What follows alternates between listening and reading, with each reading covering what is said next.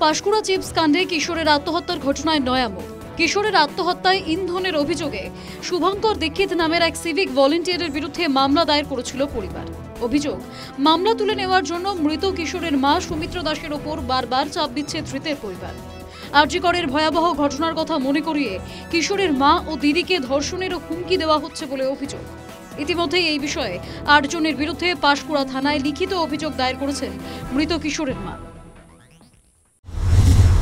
পুলক গোস্বামী আর all family সবাই এসেছিল, এসে হুমকি দিয়ে গেছে যে আমার যে সন্তান মারা গেছে কেস করেছিলাম, তার কেসের জন্য কেস তোলার জন্য হুমকি দিয়েছে ওরা। আমি বলছি আমি কেস তুলব না। খুব এবারে কথা কাটাকাটি হয়েছে, গণ্ডগোল হয়েছে, টুকটাক হয়েছে। হতে বলছে যে যদি কেস না তুলো, ছেলে তো মারা গেছে, মেয়ে আছে, মেয়ে আরজি করের ঘটনা শুনেছে তো, সেটা করলে সুবিধা হবে তো, যেন প্রচুর হুমকি দিয়ে গেছে। এর জন্য আমরা খুব ভয়ের মধ্যে থেকে আজকে থানার দ্বারস্থ হয়েছি। গতকালকে রাত্রে আমরা সেরকম একটা অভিযোগ পেয়েছি। এখন একটা প্রিলিমিনারি ইনকোয়ারি চলছে, যদি সেটা সত্যি পাওয়া যাবে আইন অনুযায়ী যে ব্যবস্থা নেওয়া আছে সেটা আমরা নেব। এখনও একটা ইনকোয়ারি চলছে, let the inquiry finish, after that যেটা লিগাল অ্যাকশন দরকার সেটা আমরা নেব যদি সত্যি।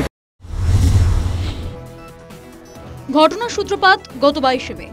পাঁশকুড়া সপ্তম শ্রেণীর ছাত্র কৃষ্ণেন্দু দাসকে চিপসের প্যাকেট চুরি করার অপবাদ দেয় সিভিক ভলেন্টিয়ার শুভঙ্কর দীক্ষিত। সকলের সামনে গায়ে হাত তোলা হয়, কান ধরে উঠবোস করানো হয়। এরপরেই একটি নোট লিখে আত্মহত্যার পথ বেছে নেয় সেই খুদে।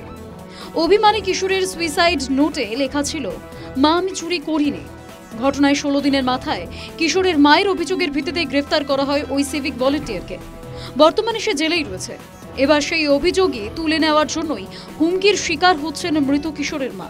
ইতিমধ্যেই পাঁশকুড়া থানা তদন্ত শুরু করেছে। News time.